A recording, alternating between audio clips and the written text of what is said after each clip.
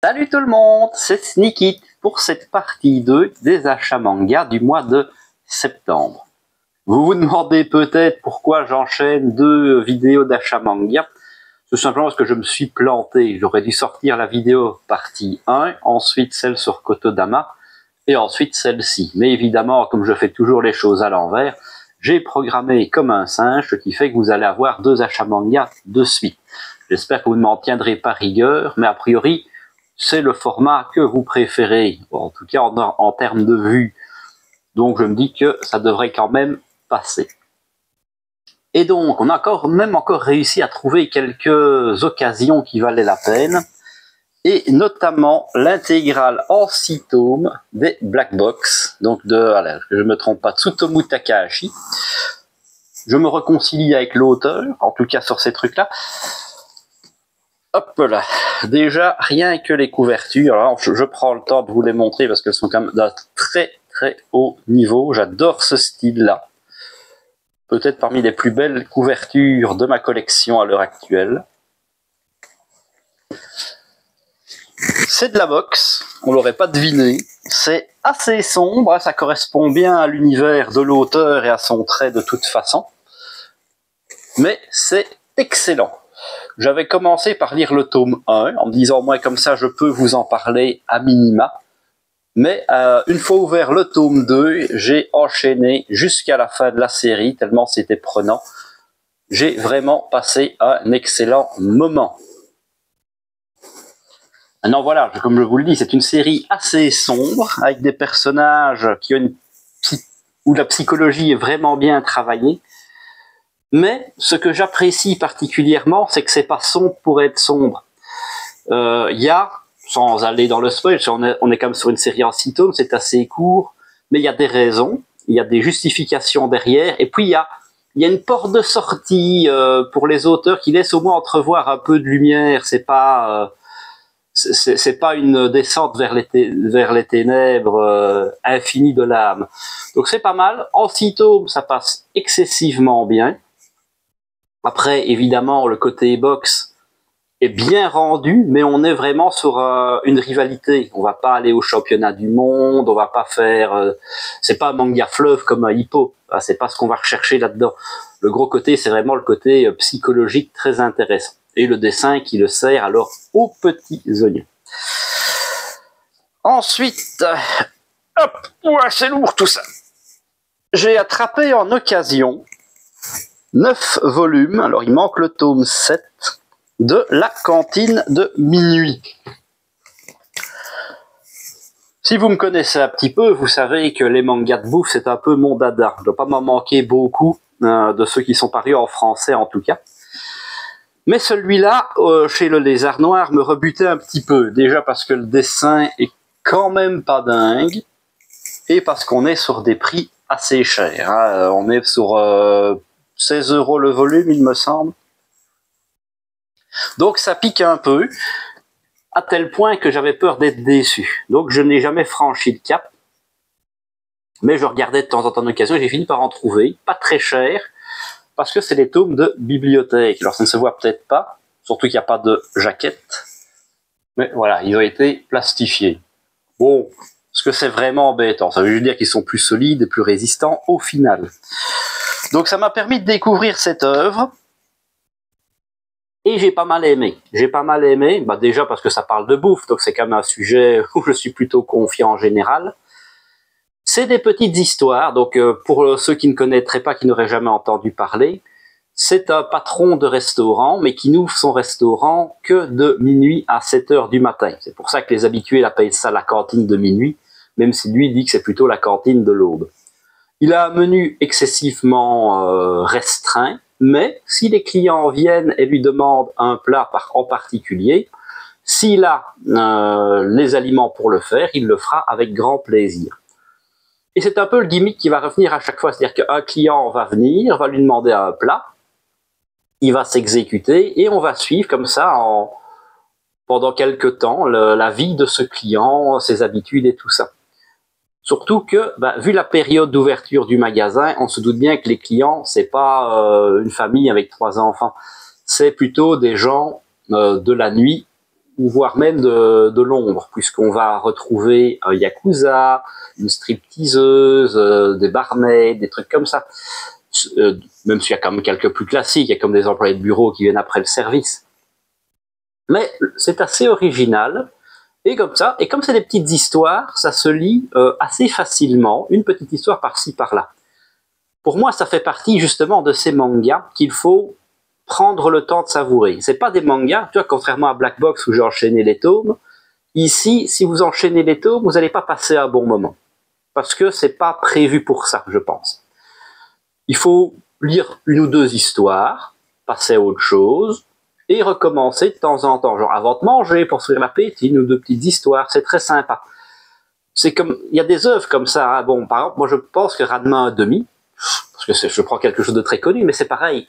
Si vous enchaînez 5-6 tomes de Ranma, ça va vous saouler parce que c'est répétitif, l'humour est toujours un peu le même. Alors que si vous prenez le temps de lire un petit peu par-ci, un petit peu par-là, votre lecture sera beaucoup plus épanouissante.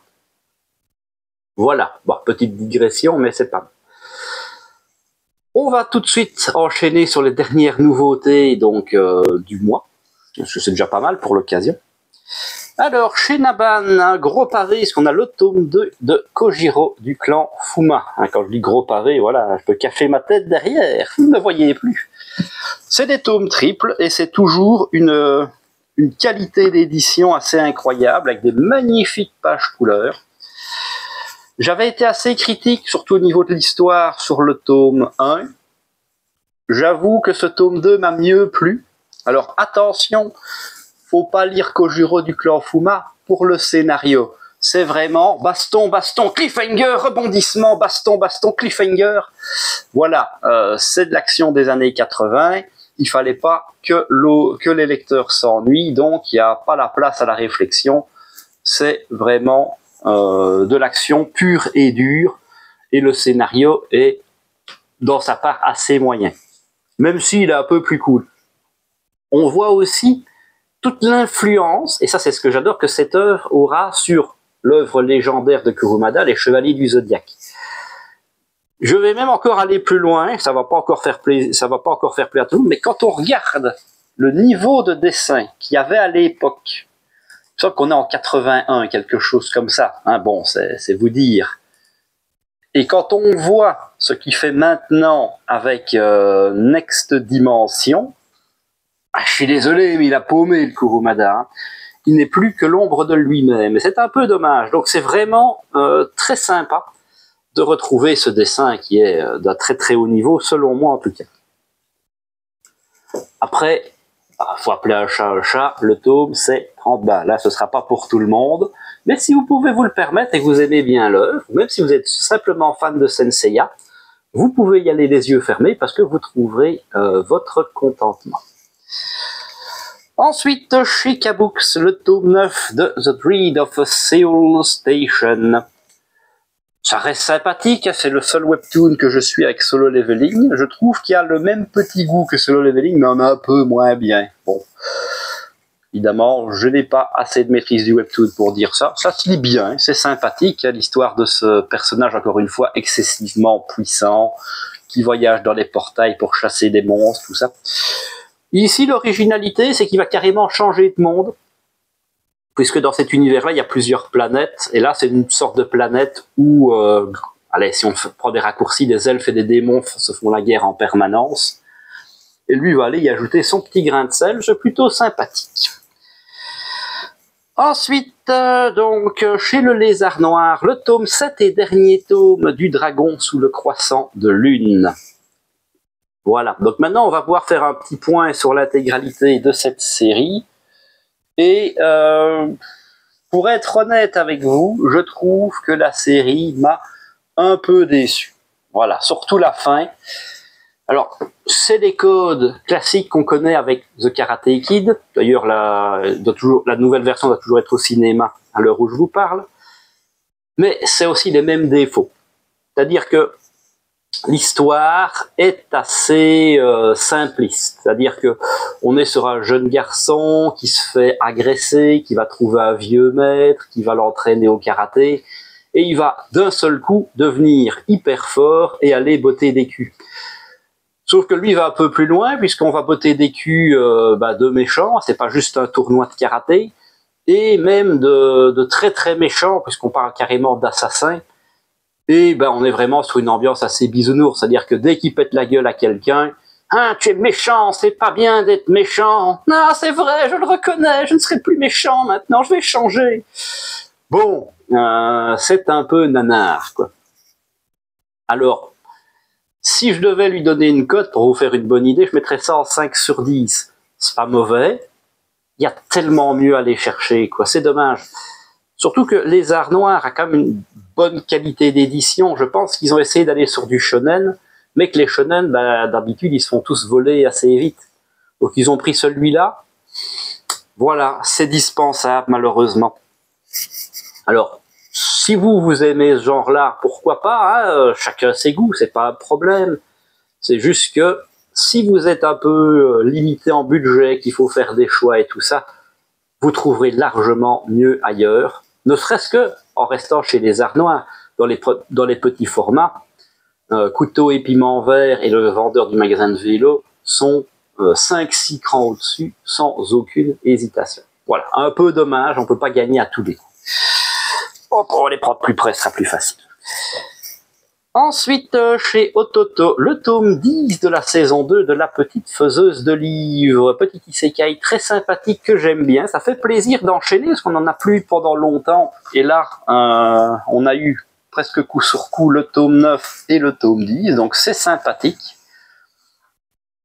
Maintenant, ce qui me fait peur, c'est que au tout début du tome, l'auteur explique que l'œuvre originelle en est à l'arc 5 qui vient de se terminer. Déjà, il n'a pas dit que l'histoire était terminée, juste l'acte 5. Et ici, on est uniquement au tome 10 de l'acte 2. Donc voilà, c'est encore un gros défaut d'isekai, évidemment. Si on n'est pas un adepte de light novel, il y a des grandes chances que soit on ne voit jamais la fin, comme avec Overlord, soit, je dis ça, mais il y a comme une saison 2 pour Overlord qui va arriver, soit qu'on est parti pour une 50aine de tomes minimum. L'avenir nous le dira.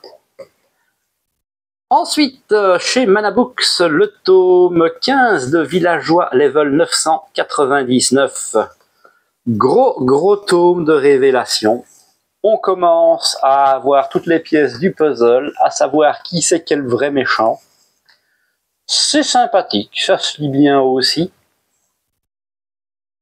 Évidemment, je regrette un peu la perte du monde médiéval fantastique, mais l'histoire le veut ainsi, donc ça c'est pas gênant non plus. Mais voilà, bon petit manga aussi celui-là. Alors, on va passer chez Doki Doki avec le tome 27, The Rising of the Shield Heroes. Donc encore une fois, isekai, et je trouve que malheureusement c'est partie de ces mangas qui ont perdu toute leur saveur.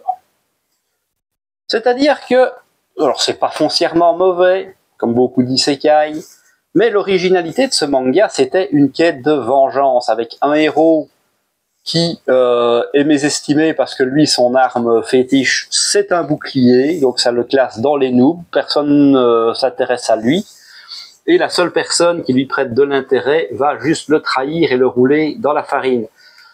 Donc, on est sur une quête de vengeance qui est assez sombre à la base, et donc ça dure très bien, pendant 12 tomes. Et après, on n'en a plus rien à foutre de la vengeance, il devient cool, comme tout le monde, il devient même le plus cool de la bande, c'est normal, c'est le héros principal. Et puis voilà, c'est de la guerre entre les mondes, et à chaque fois c'est rebondissement. Bon, comme d'hab, je suis un pigeon, je continue la série, je peux pas dire que je passe un mauvais moment de lecture, mais la saveur et le plaisir d'origine n'y est plus. Ce qui n'est pas le cas du tome 30 de Awashi, qui est toujours d'un très haut niveau. Si vous vous rappelez, j'avais parlé dans le tome 29 de mes suppositions sur l'avenir d'Ashito et de ce joueur qui avait annoncé son départ à la retraite. Vous voyez que j'avais totalement raison. Hein, bon, Comme quoi, tonton Sneaky, il sait encore quand même voir comment un manga va évoluer. Après, c'est vrai qu'on sait toujours mieux quand on est surpris, mais voilà. Et donc, bah, on va pas s'éterniser là-dessus non plus, mais c'est toujours aussi bon Awashi. Hein. Du foot bien technique comme on l'aime, des enjeux importants, et là, on lui fait miroiter carrément l'équipe première et le monde professionnel. Donc c'est vraiment chouette. Ensuite, le tome 15 de Kaiju numéro 8 chez Crunchyroll. Je pense que c'est l'avant-dernier, celui-là. Bon, en tout cas, on n'est pas loin parce que la série est finie au Japon. Je me demandais comment on allait rebondir après le combat épique contre le Kaiju numéro 9. Ben, j'ai eu ma réponse. Hein. Et donc, derrière le méchant, il y a le grand méchant. Ça marche toujours bien. Et en plus, on prend le temps de nous expliquer les origines du Kaiju numéro 8. Donc, sympa, hein, je passe toujours un bon moment. Un peu triste que celle-là s'arrête. J'en aurais voulu un peu plus, mais c'est vrai que vu comme l'histoire était amenée, vu le pic d'intensité atteint avec le combat contre le numéro 9, c'est vrai que ça pouvait difficilement repartir sur un nouvel arc ou quelque chose comme ça. Et puis toutes les bonnes choses ont une fin, comme on dit. Ensuite, chez Kiun, le tome 9 de Kami-sama School. Hop là, un petit tome très sympathique, encore une fois.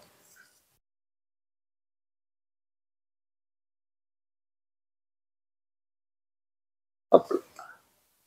Alors, pas grand-chose à dire là-dessus, on est toujours dans un sanctuaire où on se rend compte que les dieux de ce sanctuaire-là font des choses qui sont pas très très jolies, pas très catholiques, comme on dit, et évidemment, il y en a qui viennent foutre le bordel pour en profiter et se venger un petit peu. Ça reste une histoire sympathique, ça se lit plutôt bien, moi j'aime encore bien cette petite série. Chez Vega, le tome 15 de Holy Land. Pareil, aussi un manga qui approche de sa fin et qui se renforce encore une fois. Puisque là, on est donc dans l'arc final. Hein, les méchants, c'est des gros dealers qui n'hésitent pas à engager des professionnels pour se battre à leur place et faire la loi.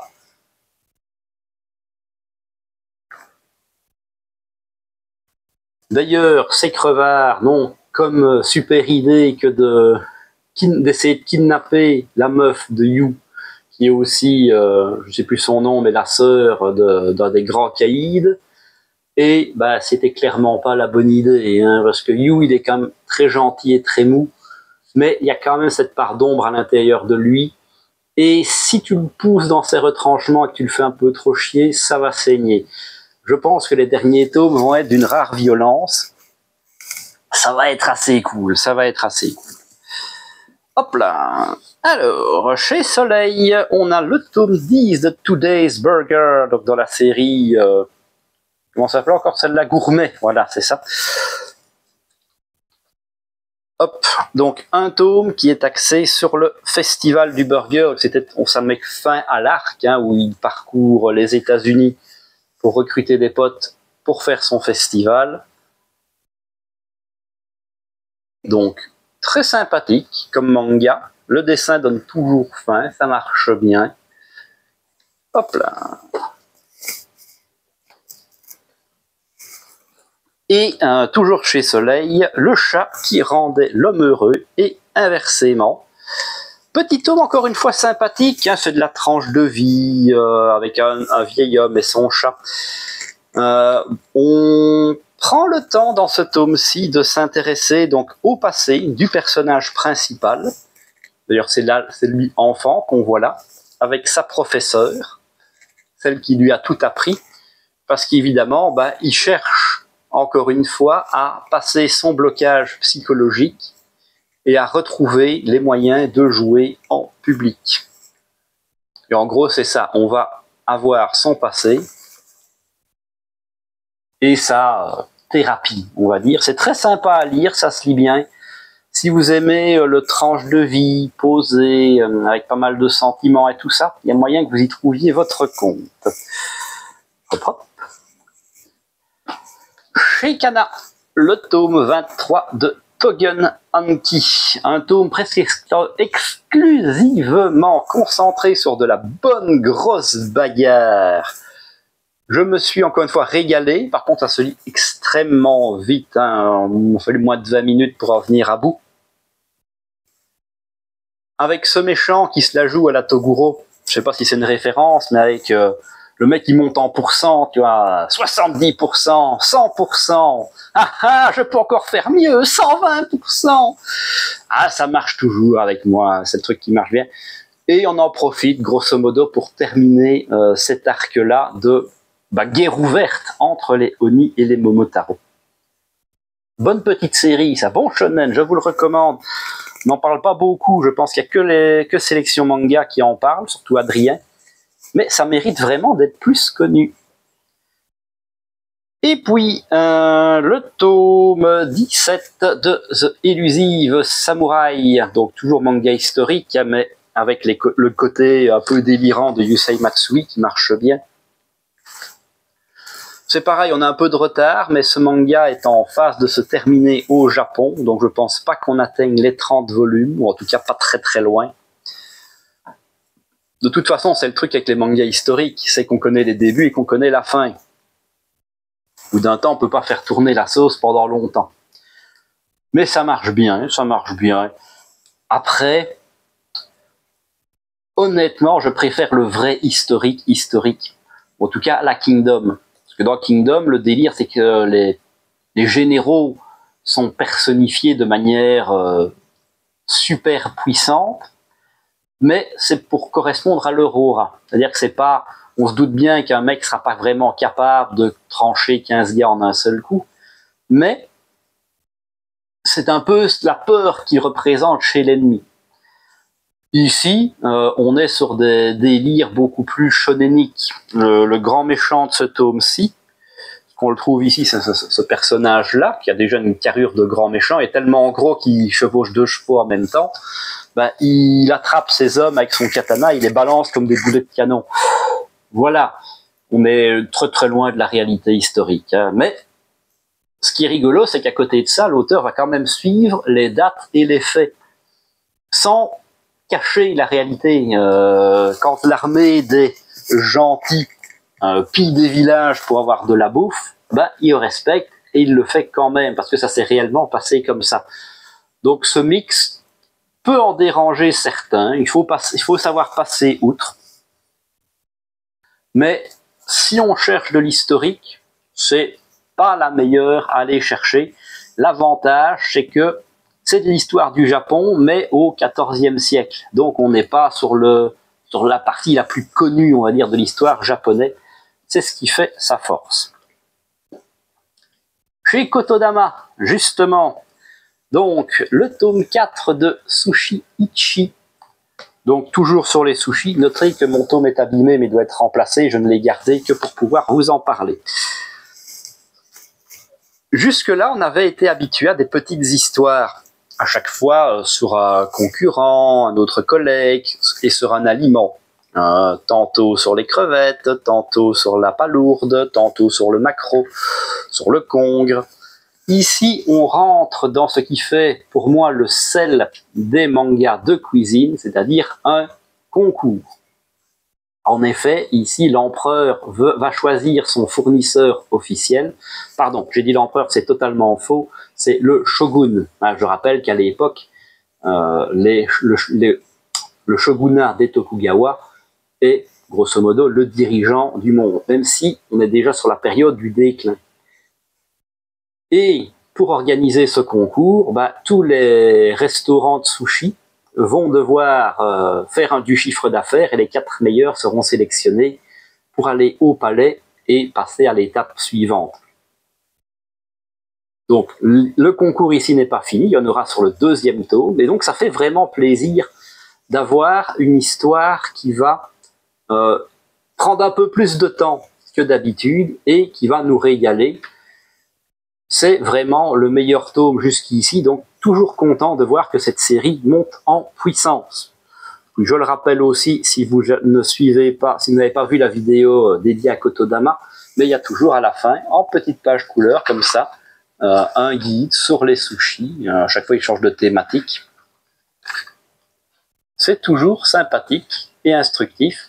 Il semble que celui-ci, si ma mémoire est bonne, c'est aussi sur les accompagnements et notamment sur la sauce soja. Hop là, encore une série qui se termine, et donc on est toujours chez Kotodama avec le tome 4 de Hikaru in the Light, donc celui-ci qui est consacré aux idoles, avec la dernière phase d'entraînement et le dernier concours. Honnêtement, j'avais peur que cette série s'arrête en eau de boudin, puisque 4 tomes, ça me paraissait court. Mais en fait, j'ai été, cette fois-ci, agréablement surpris, puisque la fin est très bonne. L'auteur a vraiment réussi à proposer, en 4 tomes, quelque chose de très correct. Alors, le monde des idoles n'est peut-être pas aussi facile, c'est sûr que ça réussit un peu trop bien, mais on est sur une série courte, faut pas l'oublier. Et donc, ça c'est une très bonne série que je vous recommande. C'est pas trop long. Si vous aimez un peu le côté monde des idoles et tout ça, vous allez passer un très bon moment. On en apprend toujours un petit peu sur ce côté. Et la même chose, vous avez aussi le petit guide à la fin qui vous apprend vraiment beaucoup plus sur le monde des idoles et qui parle de groupes super célèbres du Japon. Une belle réussite, franchement, je ne m'y attendais pas. Hop là. Alors, chez Komiku, nous avons le tome 22 de The Ancient Magus Bride. Donc le temps de sortie est toujours un peu long, évidemment. Mais la série est de très très haut niveau, avec un dessin magnifique. Toujours.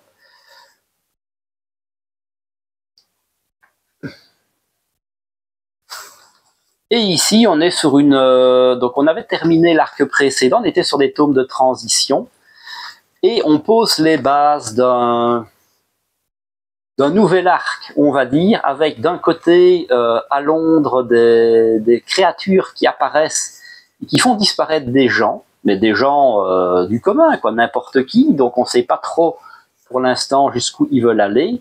Et puis en deuxième partie de tome, on va aller dans le village de Zoé, qui est un village reculé au fin fond de la montagne, parce que c'est un village de Gorgone. Et comme lui a développé les pouvoirs originels de la Gorgone, l'atavisme, ce qui permet d'avoir les vrais yeux qui changent en pierre et des petites ailes dans le dos, c'est la grosse stuff évidemment chez eux, parce que ça ne s'arrive pas souvent. Donc très sympa, un vraiment bon tome, encore une série dont on parle très très peu, mais qui est de très très haut niveau.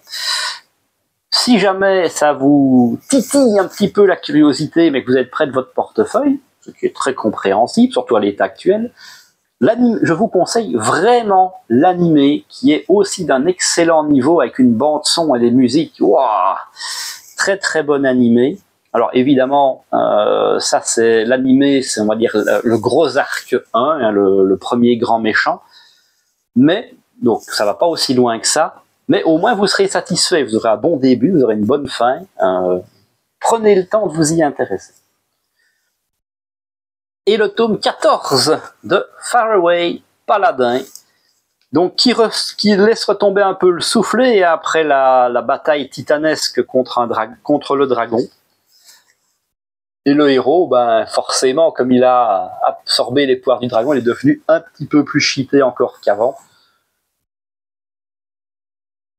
Donc très sympa, retour à la vie normale pour le héros et sa bande. Et puisque la menace n'est pas là, on va axer un petit peu plus ce tome sur le côté, j'ai envie de dire politique, puisque là, on va essayer de reconstruire. Ça m'a beaucoup fait penser un peu au scénario du Hobbit, si vous connaissez. Je suppose que la plupart d'entre vous doivent connaître. Avec, c'était la montagne des nains, il y avait un dragon, on a pété le dragon, Voilà, maintenant les nains vont pouvoir revenir, mais pas que, on va pouvoir recoloniser la ville de Dale, tout ça. On a vraiment le même principe. On va pouvoir refaire les villes, on va pouvoir refaire le commerce, mais ça va un peu plus loin, ça qui est intelligent, en disant, il y a le trésor du dragon, mais si on balance directement le trésor dans la nature, ça va faire péter l'économie, donc il faut le gérer avec parcimonie, il faut faire gaffe, il y a des trucs sympas. J'aime bien l'idée beaucoup plus rationnelle qui est amenée là-dedans. Donc très sympa. Ensuite, le tome 14 de So I'm a Spider, So What, ça fait au moins 1 an qu'on n'en avait plus de celui-là. Donc cet isekai où la fille se réincarne en araignée, ce qui est assez différent. On est sur une grosse baston avec des robots, ça part vraiment dans tous les sens, une sorte de bombe nucléaire qui pourrait détruire le monde, un retournement de situation, alors je vais pas vous le gâcher non plus, mais qui va encore donner une sorte de level up à l'héroïne principale. C'est sympa, mais ça reste un isekai. La lenteur de parution est, pour ma part, assez désagréable parce qu'on s'y perd complètement. L'animé n'a pas grand chose à voir, parce que l'animé, on a le point de vue, certes, de la fille araignée, mais on a le point de vue aussi d'humains qui ne sont même pas encore là à l'heure actuelle, donc c'est comme, dur à comprendre malheureusement. Mais voilà, bon, c'est un isekai, on n'attend pas les mêmes choses que d'un vrai bon manga. Le tome 13 de All Out, j'ai envie de dire un classique des mangas de sport, puisqu'ici donc, on est dans le tournoi, et comme ce sera terminé en 17 volumes, on se doute bien que le tournoi sera la finalité du manga. Mais là, on est sur une équipe de salopards. Et oui, ça marche toujours à cette équipe qu'on aime détester, non pas parce qu'ils trichent, même si c'est un peu ça, mais parce qu'ils vont vraiment jouer sur les règles à mort pour pousser à la faute et tout ça. C'est un classique des mangas de sport. Hein, dans Shield 21, vous en avez qui jouent comme ça. Dans Tsubasa, dans Captain Tsubasa, vous en avez qui jouent comme ça. Donc ça marche toujours bien. Et puis c'est sympa, cette équipe qu'on aime détester, même si on essaie aussi de justifier les choses. Alors, oui, mais ils n'ont pas le choix, parce que c'est des petits gabarits. Hein. Mais voilà, très très bon manga, encore une fois. Si vous aimez le sport, si vous vous intéressez un petit peu au rugby, c'est un manga qui vaut complètement la peine. Encore une série qui se termine, la 3e cette fois-ci. C'est le tome 22 de The Fable. Voilà. Sachant qu'il y a une saison 2, mais est-ce qu'on l'aura, est-ce qu'on l'aura pas? Aucune information, Pika ne communique absolument pas là-dessus. Série que personnellement j'avais mis en pause, que j'attendais d'avoir la fin pour me la lire tranquillement. C'est chose faite, donc je vais pouvoir rattraper tout mon retard, c'est pour ça que je ne vous en parle pas plus précisément ici. Mais voilà, c'est vraiment excellent comme série, donc il m'a pas fallu 27 tomes pour m'en rendre compte. Maintenant, le tout, ça va être de trouver le temps. Et oui, on fait ce qu'on peut, on fait pas ce qu'on veut. Ensuite, on va passer chez Noévé Graphics. L'autre grosse sortie de ce mois-ci, c'était, alors, évidemment, les tomes 5, 6, 7 et 8 de Capeta. Sans hésitation, c'est la meilleure série proposée par Noévé. Si vous ne deviez en prendre qu'une seule, ce serait celle-ci. Ce sera fini en 32 volumes, selon le planning de Noévé.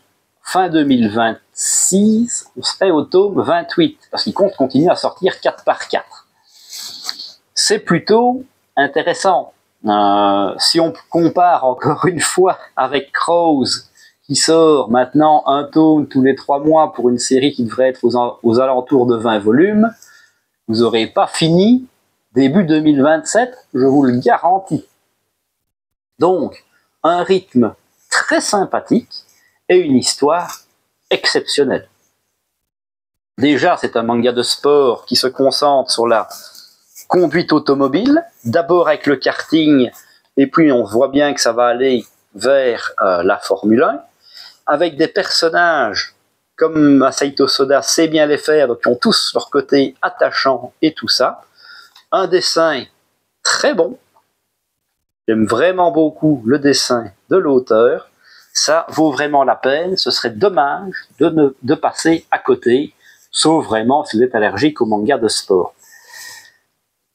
Mon seul regret, mais ça c'est juste moi, comme ça fait des années qu'on attend la suite, évidemment, j'avais qu'une hâte, c'était de poursuivre avec le passage à l'adolescence. Au tout début, il est enfant, puis tome 6, il passe à l'adolescence. Sauf que moi, j'avais regardé l'animé, la saison 1 en tout cas. Et donc, la saison 1 s'arrête quand il est ado. Ce que j'avais oublié, c'est que c'est pas là, à ce niveau-là, dans le manga. Donc quand j'ai ouvert le tome 5, j'ai fait, mais connais ce morceau-là de l'histoire? En déception! Oh, ça m'a fait une douche froide. J'étais tellement triste de ne pas avoir directement ma dose de nouveautés en capéta. Mais ne vous inquiétez pas, les tomes 6, 7 et 8 ont largement compensé ma tristesse. D'ailleurs, pareil, j'ai enchaîné les 4 tomes sans aucune pitié. C'est passé crème. Chez Glénat, le tome 110 de One Piece. Je ne vais pas vous faire l'offense de parler de One Piece. Je pense que tout le monde connaît, ne serait-ce qu'au moins de nom. Je ne vais pas vous l'ouvrir non plus, parce que je sais que ça risque de spoil. Quelqu'un me l'avait reproché dans une précédente vidéo. Je pense que c'était pour le tome précédent d'ailleurs. Je suis toujours partagé. Autant One Piece, pas de problème. C'est exceptionnel, c'est vraiment très bien. Mais j'étais déjà le problème avec Wano Kuni. Il y a tellement de choses et tellement de révélations qui se passent en même temps qu'on s'y perd un peu. Entre Vegapunk qui balance la sauce comme c'est pas permis et 5 combats contre les 5 doyens a priori qui sont ici. Voilà, moi je suis peut-être un peu bas de plafond, mais je préférerais qu'on aille d'un côté toute l'histoire de Vegapunk, d'un côté tous les combats, et les combats un par un, et pas passer d'un combat à l'autre, vraiment combat contre lui, combat contre lui, dire, on n'est pas obligé d'avoir toute la même timeline en même temps. On est suffisamment malin pour comprendre que ça c'est ce combat-là, timeline, hop, on reboot, timeline, puis voilà. Mais ça reste très bien, et surtout, on a notre lot d'informations croustillantes, bien entendu. Je précise que je ne lis pas les scans, donc moi je découvre avec cet tome, je ne suis largement pas à jour. Ensuite, totalement différent, le tome 5 de Mr. Maloblue, donc l'avant-dernier, est terminé en 6 volumes. Toujours avec une grande qualité de dessin. Et puis, on en apprend plus dans ce tome-ci sur Yume, ou Yue, je ne sais plus exactement, qui est celle qui est présentée un peu en quelque sorte comme la méchante de l'histoire. Mais au final, c'est toujours une histoire assez complexe, assez poignante, sur l'acceptation de soi, l'amour du même sexe, et beaucoup sur le dialogue. Parce que j'ai l'impression que si les gens avaient pris le temps de parler, de mettre les choses à plat, de s'expliquer, on n'en serait pas là où on est maintenant. Alors, pas sûr qu'on ait un happy end, ça dépend un peu de ce que l'auteur va vouloir faire. Je suis vraiment très curieux de découvrir la fin de cette histoire avec le dernier tome. Ça devrait prendre un peu de temps, par contre, pour sortir. Ensuite, Masterclass, le tome 1 de Blue Giant Momentum. On y est enfin, la 4e et dernière partie de l'épopée de Dai Miyamoto. Boum, petite page couleur pour vous mettre bien dès le début. Ça y est, ils sont à New York et ils y resteront, a priori, jusqu'à la fin de l'histoire. Et le principe est assez encore le même, avec leurs maigres économies, ils vont devoir réussir à faire la place. Alors déjà, première étape, se trouver un logement. L'hôtel, c'est pas hyper raisonnable. Et puis, comme d'hab, faut repartir de tout en bas pour montrer qu'ils ont du talent et faire leurs preuves. C'est toujours la grosse régalade. Très très hâte d'avoir la suite. Maintenant, évidemment, ça risque de prendre un peu plus de temps parce que cette saison n'est pas encore finie au Japon. Aussi un manga excellent, mais là alors personne n'en parle, il passe toujours très à côté, sauf Bellbook, qui a vraiment bon goût. C'est Réimp avec son tome 17, donc on approche aussi de la fin, il me semble que c'est 20 volumes pour celui-ci. Donc manga, certes, qui n'est pas des plus jolis, je le dis à chaque fois, mais qui est vraiment très bon sur l'édition du manga. Donc si vous voulez en connaître plus sur l'envers du décor des mangaka, si vous voulez avoir le pendant niveau éditeur d'un Bakuman, n'hésitez pas à aller sur cette série qui est vraiment d'un très bon niveau. Ce tome-ci, justement, va partir un peu plus loin que juste l'édition du manga, puisqu'on va parler de création d'animé. Et oui, parce que pour un manga qui marche bien, on a tendance à sortir un animé. Pour aussi lui faire de la pub, grosso modo, les animés, c'est ça, c'est une publicité pour le manga.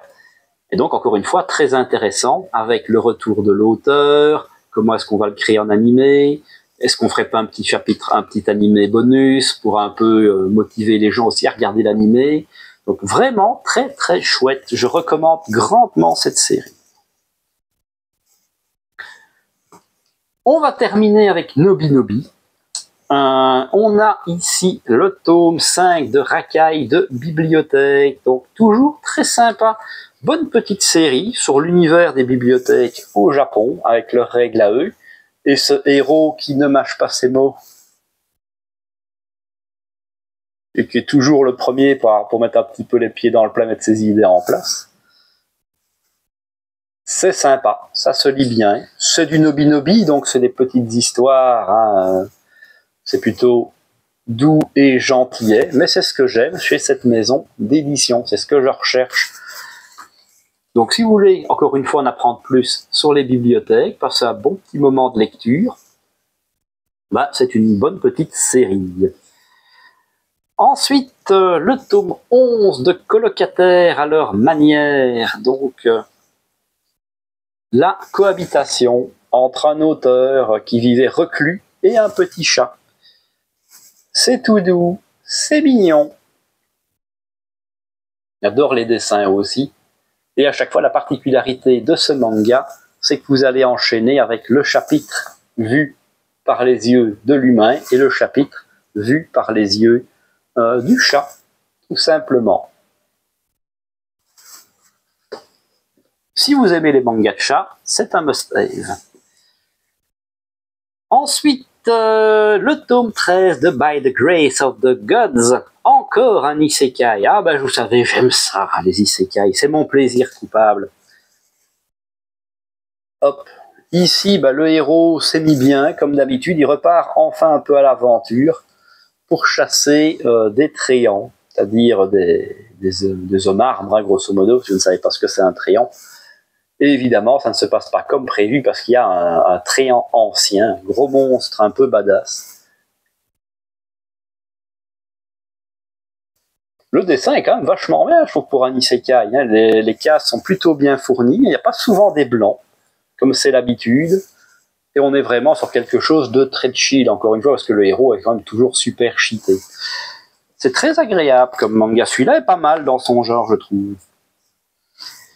Et on va terminer avec une grosse pièce, le tome 2 de Yatari Ryoko de Mitsuru Adachi, auteur que vous savez, j'aime particulièrement. Un bon gros pavé. Hop là. Donc celui-ci, même si c'est pas hyper visible, est un shoujo. C'est aussi une des premières œuvres de l'auteur, qui est paru en 1981. C'est très bon, mais l'auteur nous avait habitués à des fins ouvertes. Celle-ci, il est encore plus que d'habitude. À tel point que je me suis posé la question si le manga était vraiment terminé comme ça. Comme j'ai les tomes en japonais, j'ai pu vérifier directement, et oui, le manga se termine vraiment comme ça. Donc, mon verdict, c'est que c'est clairement pas son meilleur. Maintenant, c'est un de ses premiers, je le rappelle, 1981. Sachant que l'auteur publie encore aujourd'hui la série Mix. Donc ça va, il a du véhicule, il a de la bouteille. On retrouve évidemment toute la qualité de son œuvre, avec ses petites allusions, où il aime bien toujours briser le quatrième mur pour parler de lui, faire la pub de ses œuvres. Même s'il y a évidemment des œuvres, il n'y en a pas encore. Son seul travail, vous me corrigerez si je me trompe, mais c'est d'avoir coédité des œuvres. Il n'a pas encore d'œuvre où il est vraiment tout seul, comme celle-ci. Celle-ci, c'est vraiment sa première. Ce qui est drôle, c'est que dans ma jeunesse, j'avais vu bloc des épisodes de Une vie nouvelle, qui est globalement la traduction de ce titre-là. Alors ça ne veut pas dire ça, mais voilà, c'est le titre que ça avait chez nous, à l'époque du Club Dorothée. Puis j'avais fait l'acquisition, assez récemment un an ou deux, de la saiserie en DVD, que j'avais tout regardé pour me remettre un peu dans le bain, parce que c'est toujours chouette de voir du Hadashi. Le tome 1 était assez raccord avec le dessin animé, il n'y avait pas de problème. Celui-ci, par contre, est beaucoup plus éloigné. C'est-à-dire qu'il y a quelques petites histoires inédites qui ne sont pas reprises dans le dessin animé, mais surtout, le dessin animé va en fait beaucoup plus loin. C'est ça qui est drôle, puisque le principe, c'est que cette fille-ci a un amoureux de longue date, mais qui est parti aux États-Unis. Et entre-temps, elle commence à s'attacher à ce garçon-là qui vit en colocation avec elle. Et là, le bonhomme, à la fin du tome 1, il revient des États-Unis, il passe un peu de temps avec elle, puis il se barre. Puis là, il revient pas, en fait, dans le manga. Alors que dans l'animé, il revient, il les entraîne au baseball, il pousse un peu cette rivalité avec le garçon, parce que lui, il est malin, il se rend bien compte qu'il a un rival. Donc c'est bizarre, mais je sais pas pourquoi, mais l'animé est mieux. Il va plus loin, il amène plus de détails, et la fin est toujours un peu ouverte. On terminera un manga d'Adachi ne se termine jamais par ils vécurent heureux, eurent beaucoup d'enfants, mais la fin est quand même beaucoup plus obvious, on va dire. Ce qui n'en reste pas moins que c'est toujours sympa d'avoir du Hadachi.